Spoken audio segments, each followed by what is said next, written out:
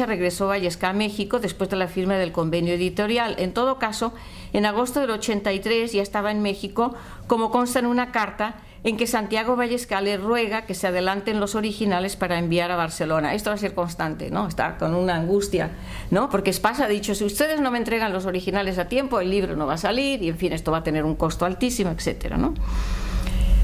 En esta carta Vallesca la firmaba con un seudónimo jocoso por el que quizás se le conocía en sus círculos más íntimos.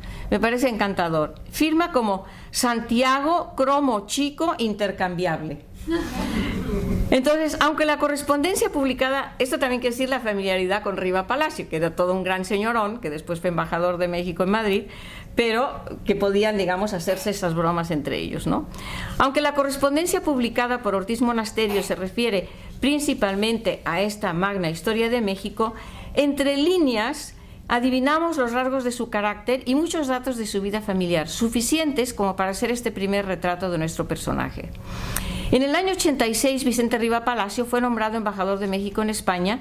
Un poco fue un exilio dorado, porque entra un poco en oposición con don Porfirio.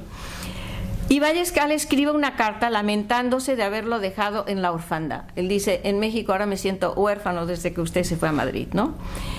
Y le escribe lo siguiente, dice, desde que se marchó usted, no hablo con nadie, ni tengo a quien referir mis cuitas. Me paso el día trabajando duro y parejo, una expresión bien mexicana, ¿no?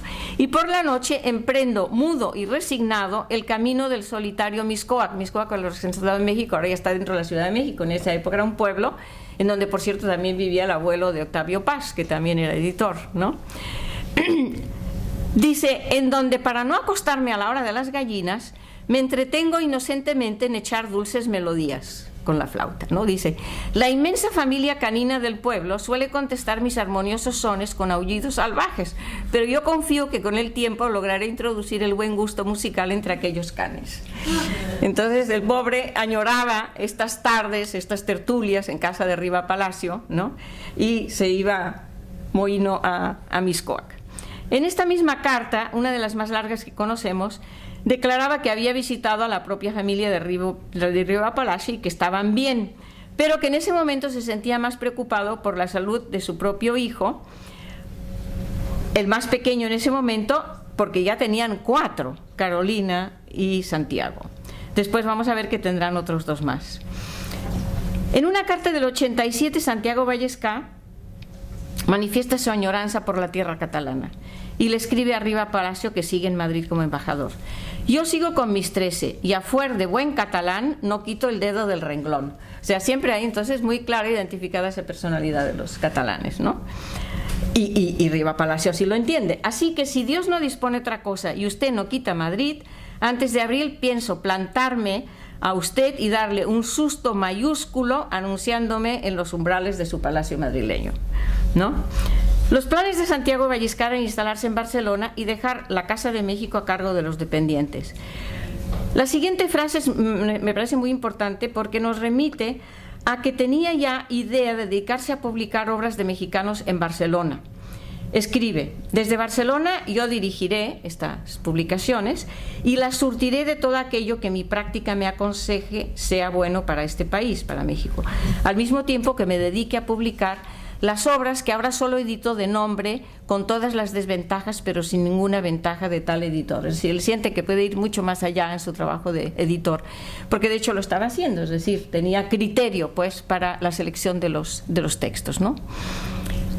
Bueno, y más adelante ya, en otra carta ya empieza a hablar de autores concretos, Olavarría y Ferrari, Juan de Dios Pesa y del propio Riva Palacio, al que combina escribir sus memorias. Muy interesante porque he ido descubriendo que él impulsaba a muchos escritores mexicanos a que publicaran ciertas cosas, ¿no? En ese caso de Riva Palacio le dice, usted tiene que escribir sus memorias, ¿no? Y le da una lata tremenda, dice, porque ese va a ser un texto de mucha importancia y gran éxito, no solamente en México, sino también en España, ¿no?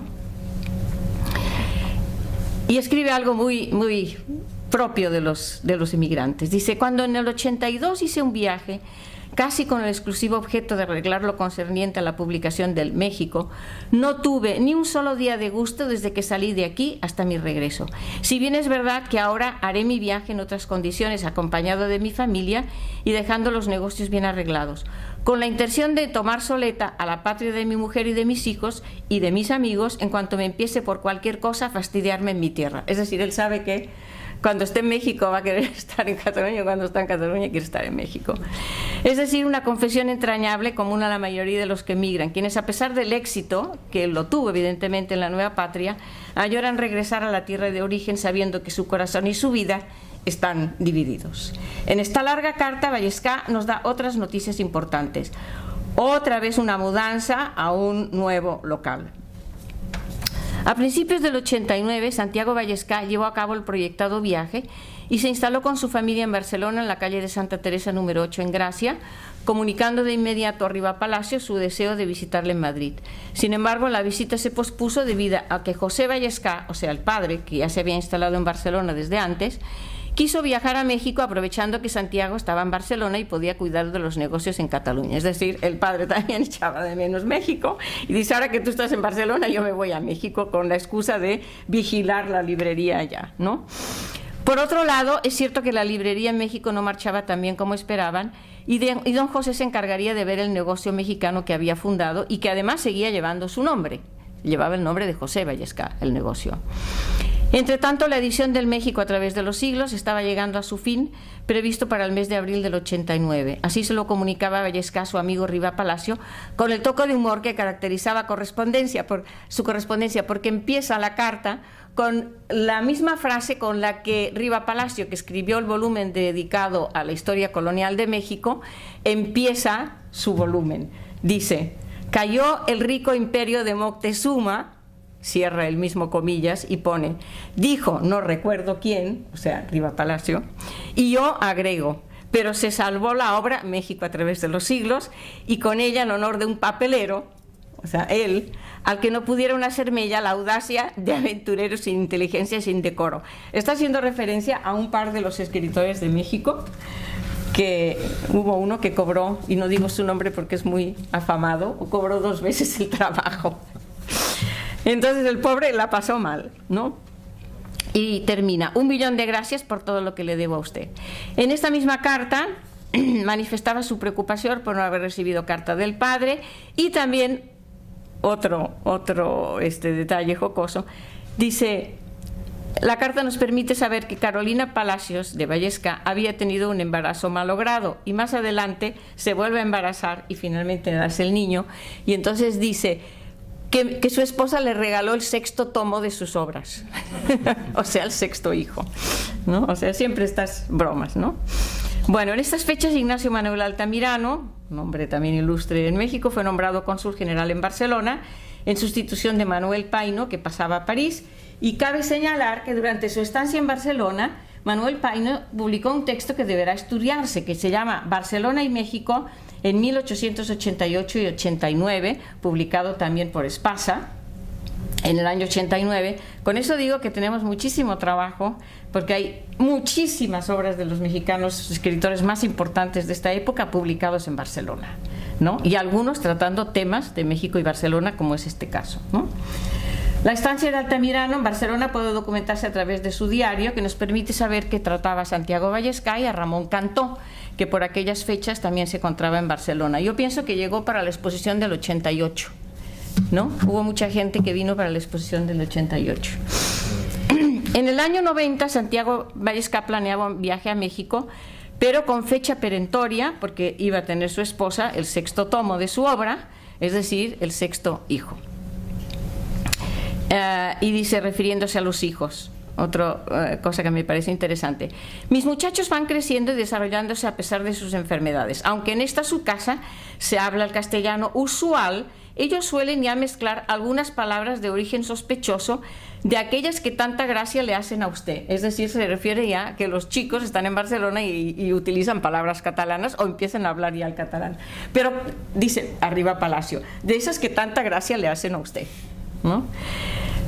Las últimas cartas entre Vallesca y Riva Palacio nos dan noticias biográficas de todo tipo, sobre todo, por ejemplo, que se ofrecen ellos dos a publicar el periódico oficial de la Junta del cuarto centenario del descubrimiento de América, otro tema que habrá que trabajar, y sobre todo la decisión de regresar definitivamente con toda la familia. Esto lo anuncia en marzo del 92,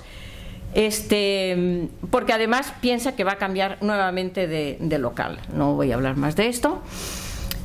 Bueno, ya voy a terminar. Sí, me voy a permitir leer, para no olvidarme algunas cosas importantes, de una situación que se produce en México que demuestra muy bien el papel tan importante, central, que llegó a tener Santiago Vallesca.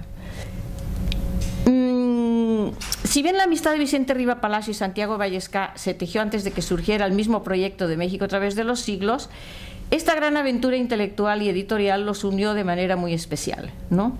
Otra amistad también muy fuerte es la que tuvo con Justo Sierra, que merece destacarse.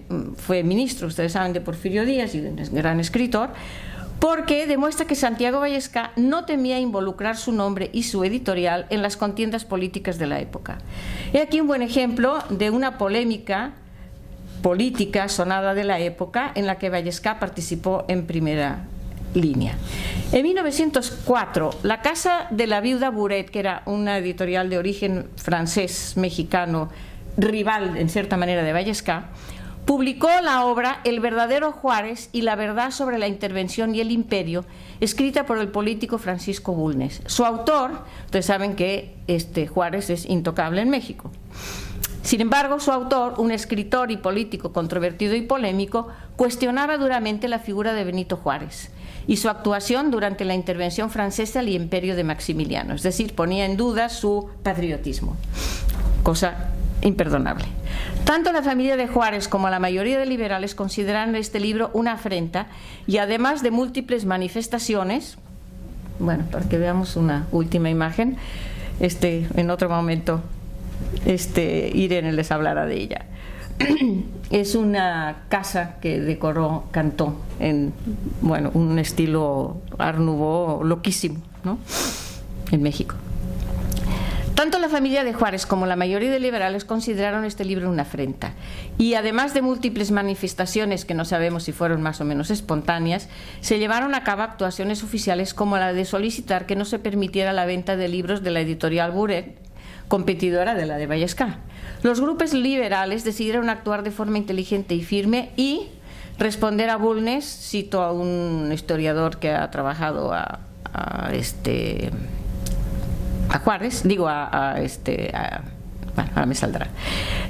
Responder a Bulnes con las armas de la crítica, lo que les resultaba fácil, pues el libro estaba plagado de errores.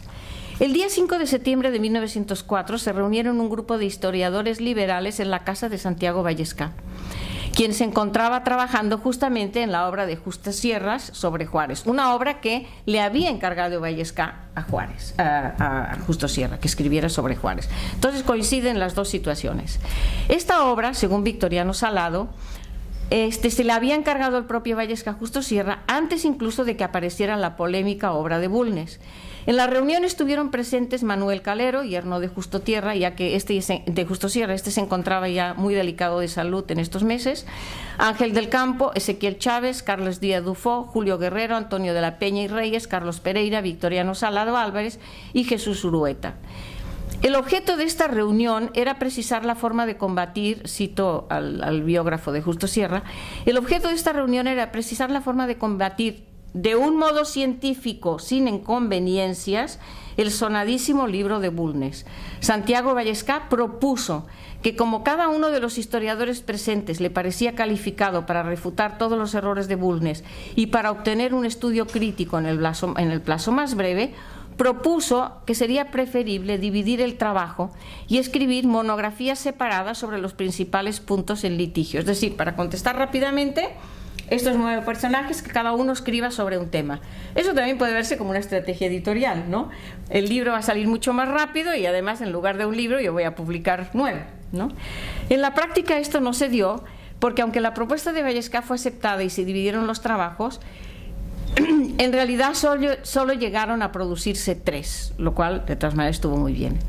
Sin profundizar más en la polémica historiográfica y política que haremos más adelante sobre la figura de Benito Juárez, que nos apartaría del objetivo de esbozar una biografía de Vallescà, no cabe duda que este incidente demuestra que el editor catalán mantenía relaciones estrechas con la intelectualidad mexicana de su tiempo, especialmente con los que podríamos considerar los liberales que estaban del lado correcto, es decir, porfiristas. Sus opiniones se respetaban, contaba con el prestigio y la autoridad para hacer propuestas en el seno de una comunidad intelectual y participaba activamente en las batallas políticas. Esto sin descartar, claro está, que a él le convenía que se prohibiera que llegaran los libros de Buret, por supuesto, ¿no?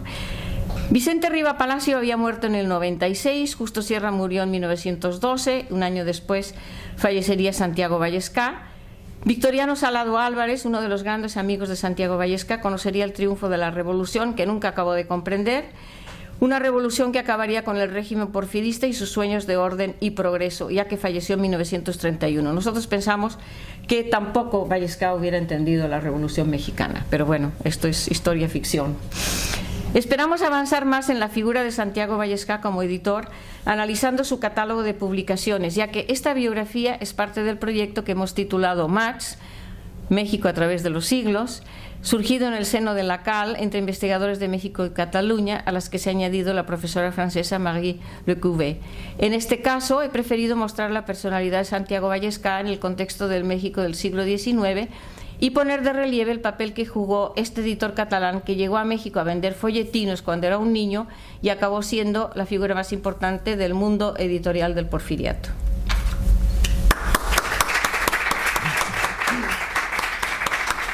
Doncs moltes gràcies, i si de cas Cristina i Irene passeu aquí, i si hi ha algunes preguntes per vosaltres o per l'Insalat, doncs endavant. Gràcies.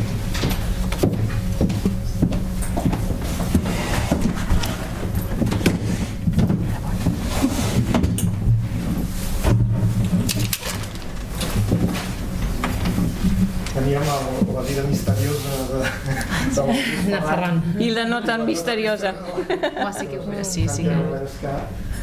Doncs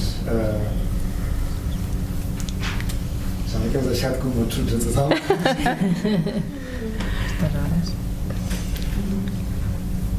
Bé, doncs si no hi ha més preguntes, ara em sembla que hi ha un descans. Sí, hacemos un descanso de unos 20 minutos, un cafecito, un té abajo y si queréis, o queréis que continúe, como queráis. Yo quisiera un agua. Son 20 para las 6. ¿Nos quedan cuántas ponencias? 4. Nos quedan muchas ponencias. Ya te liberas tú también. Yo igualmente quería hacer una pregunta. A ver, ¿por qué investigáis estas cosas? La Montserrat.